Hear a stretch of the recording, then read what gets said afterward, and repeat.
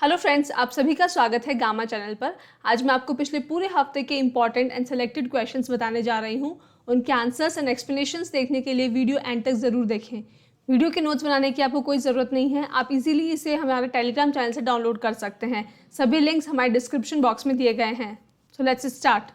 देखते हैं इस हफ्ते का पहला सवाल। इनमें से कौन यूनाइटेड किंगडम के नवनिर्वाचित प्रधानमंत्री हैं? The answer is C, Liz Truss. Liz Truss UK की कंजर्वेटिव पार्टी की लीडर है और वो यूके की तीसरी महिला प्रधानमंत्री हैं after Theresa May and Margaret Thatcher.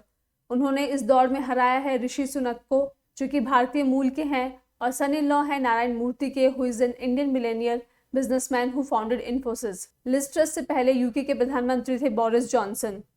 Next question. Tata Sons के पूर्व चेयरमैन साइरस मिस्त्री की डेथ इनमें से किस कारण से हुई है? The answer is D, road accident. दिसंबर 2012 में रतन टाटा के रिटायरमेंट के बाद साइरस मिस्त्री टाटा सन्स के चेयरमैन बने थे। 2017 में साइरस मिस्त्री के बाद टाटा सन्स के प्रेजेंट चेयरमैन हैं एन चंद्रशेखरन। अहमदाबाद से मुंबई आते समय साइरस मिस्त्री कार में पीछे वाली सीट पर बैठे थे और रोड एक्सीडेंट में उनकी डेथ हो गई है। इस एक्सीडेंट के बाद भारत सरकार ने सोचा है कि गाड़ी में जो पिछली सीट पर बैठते हैं उन पे भी सीट बेल्ट का नियम लागू कर देना चाहिए। जैसा कि इस केस में हुआ, अक्सर देखा गया है कि हाई एंड कार्स में भी एयरबैग समय पर नहीं खुलते हैं और बहुत सारे लोगों की डेथ हो जाती है। तो अपनी सेफ्टी अपने हाथ में है, हमें हमेशा सीट बेल्ट पहनना चाहिए, चाहे हम आगे बैठे हैं या पीछे बैठे हैं।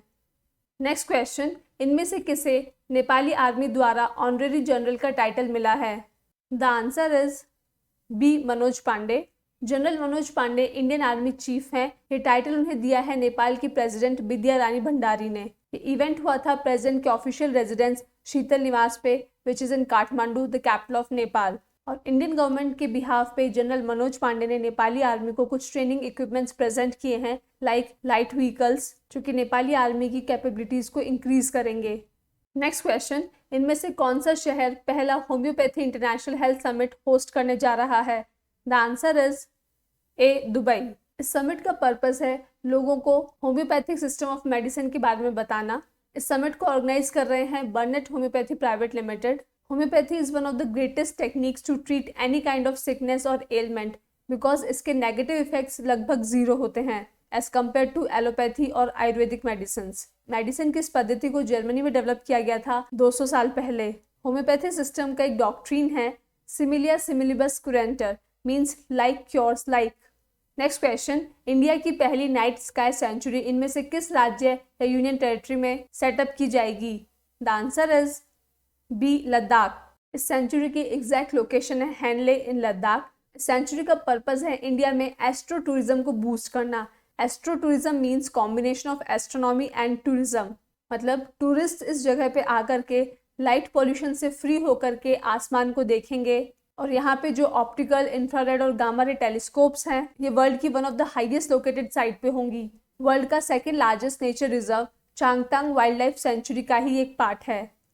Next question. इनमें से कौन सा शहर पहली बार mountain bicycle world cup host करने जा रहा है?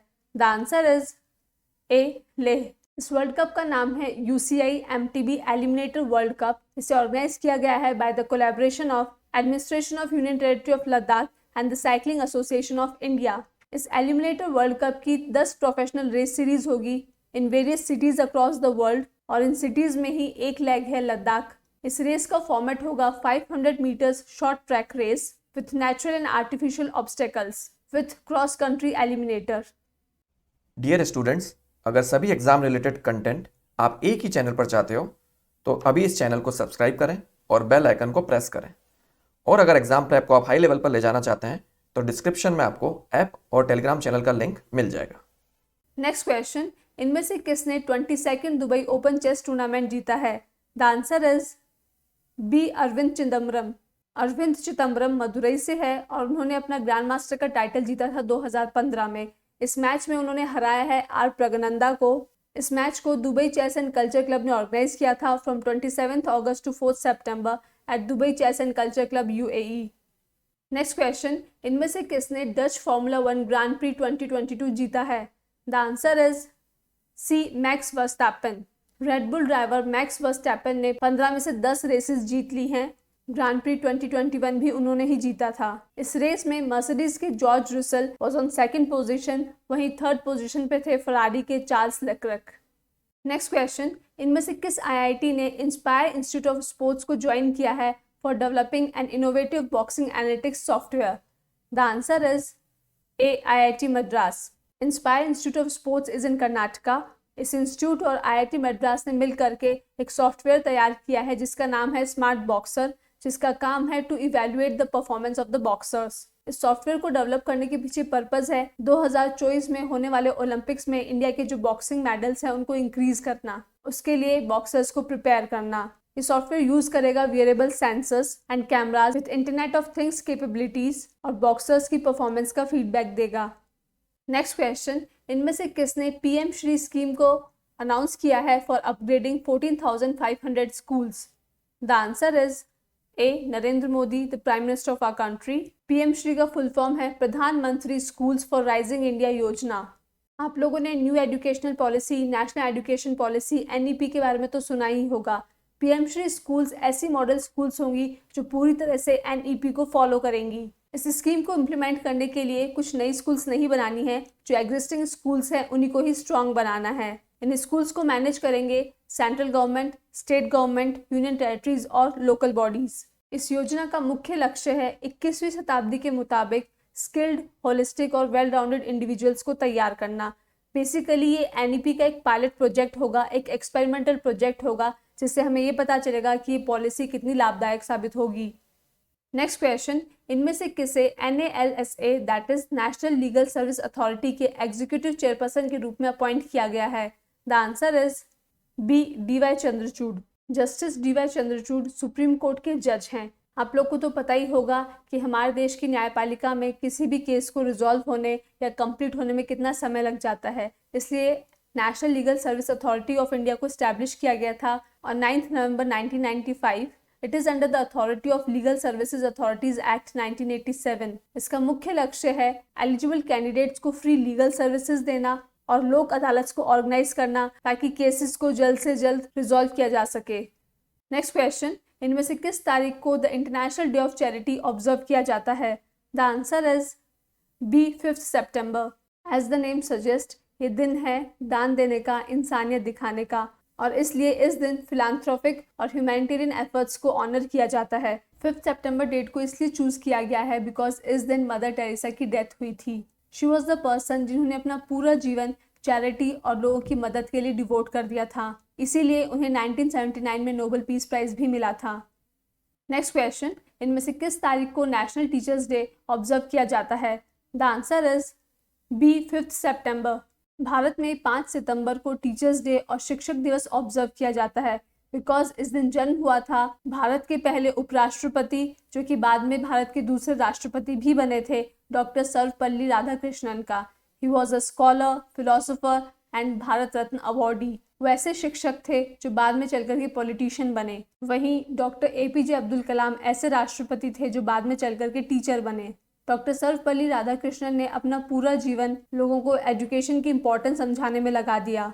इस साल इंडिया में इस दिन की थीम है लीडिंग इन क्राइसिस, री imaging the future. Next question, इनमें से किस तारीख को ब्रिटेन की महारानी एलिजाबेथ II का निधन हुआ है? The answer is C, 8 September.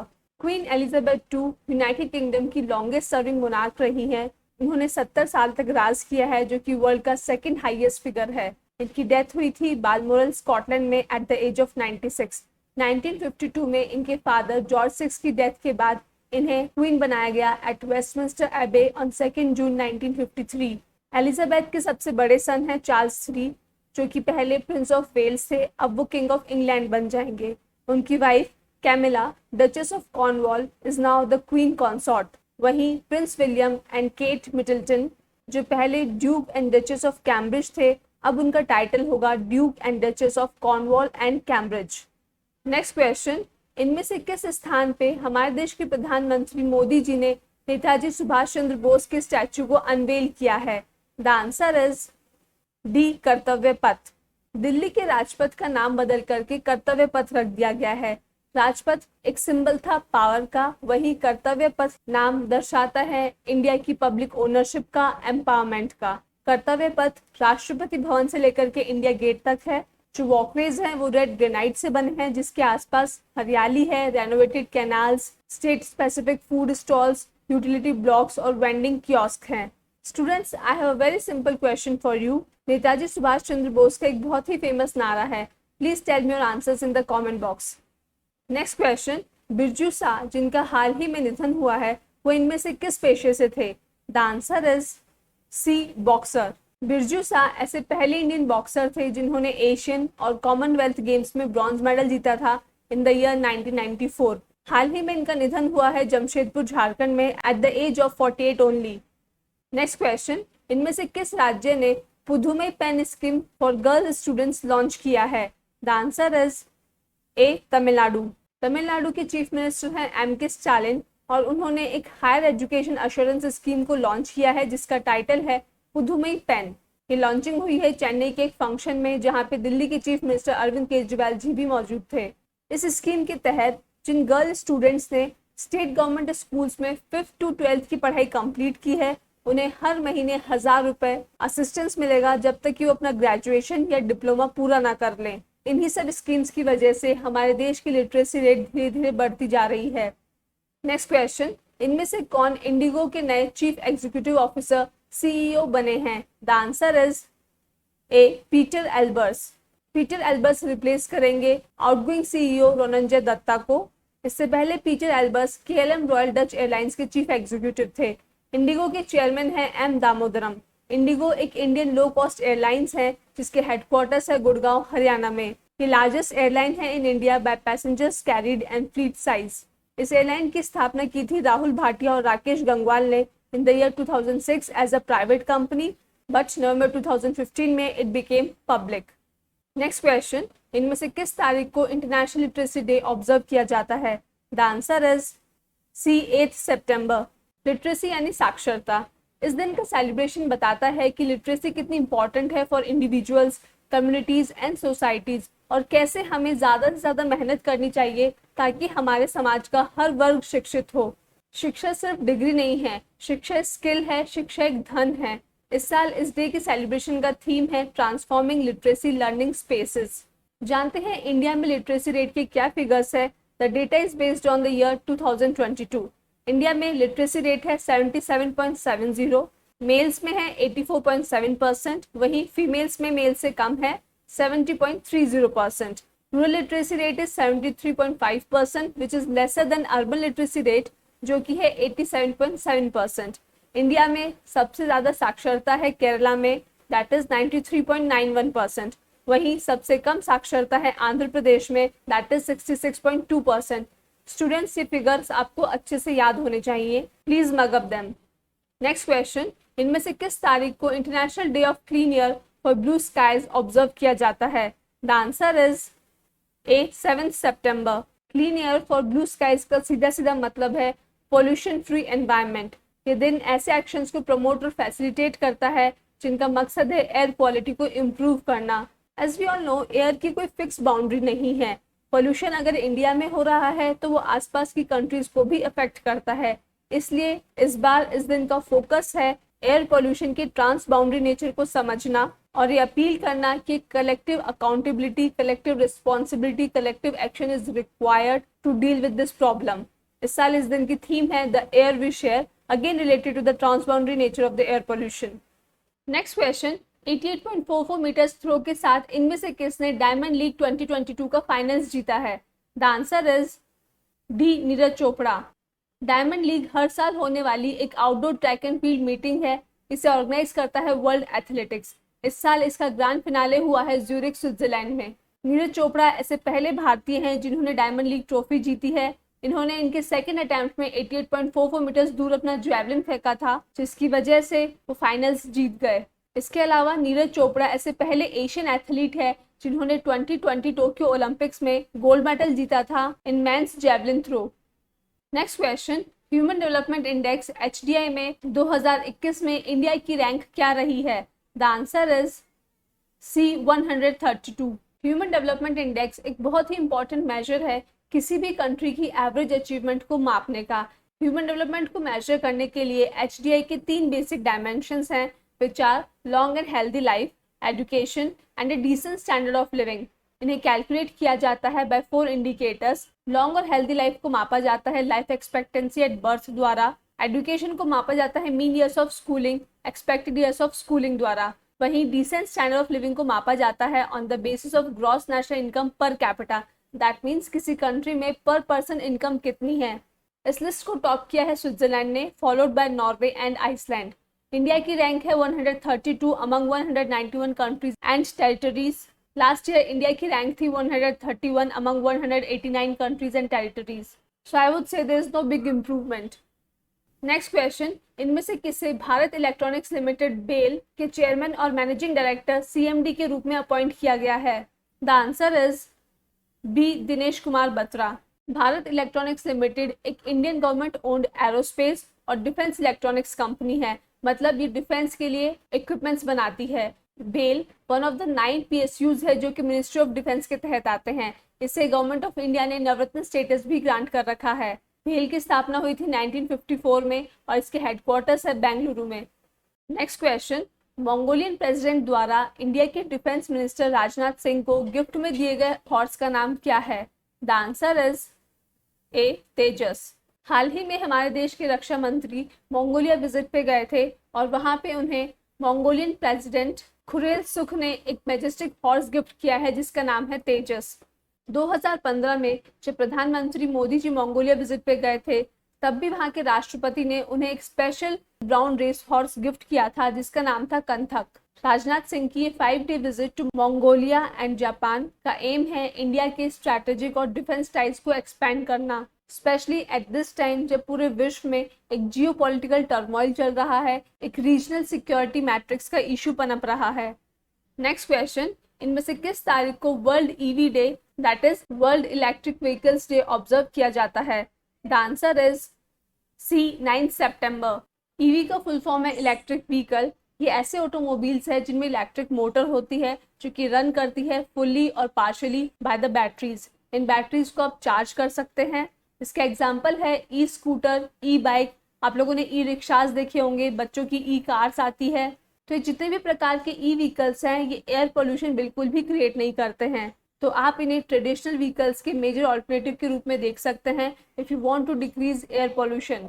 World EV day को सेलिब्रेट ही इसलिए किया जाता है ताकि ई मोबिलिटी की इंपॉर्टेंस पे एम्फेसिस दिया जा सके। ये दिन हेल्प करता है to spread awareness about sustainable transport facilities to the people. Let's see the last question, इनमें से किस तारीख को international day to protect education from attack is observed? The answer is C 9 सितंबर। इस डे को ऑब्जर्व करने के पीछे पर्पस है लोगों में जागरूकता लाना, ये बताना कि स्कूल्स को प्रोटेक्ट करना, सेफगार्ड करना कितना इम्पोर्टेंट है to protect the students as well as the educators and teachers. तो एजुकेशन को अटैक से बचाना is the top most public agenda. दुनिया में बहुत सारी वॉर अफेक्टेड कंट्रीज है जहाँ पे स्कूल्स को ब्लास्ट कर दिया जाता है, बंद कर दिया जाता है ड्यू टू वॉर रीजंस। इस दिन की शुरुआत की गई थी 2020 में with the support of UNESCO and UNICEF and cosponsored by 62 countries. So students that is the end. अगर आपको वीडियो पसंद आए तो लाइक एंड शेयर जरूर कीजिएगा। Thank you for watching, keep learning, keep revising. तो दोस्तों, अगर आप चाहते हो कि ऐसा ही क्वालिटी कंटेंट आपको मिलता रहे जो हेल्प करे आपको आपकी एग्जाम प्रेप में, तो सर्कल में जो गामा का लोगो दिख रहा है उसको क्लिक करें और चैनल को सब्सक्राइब करें। Thank you.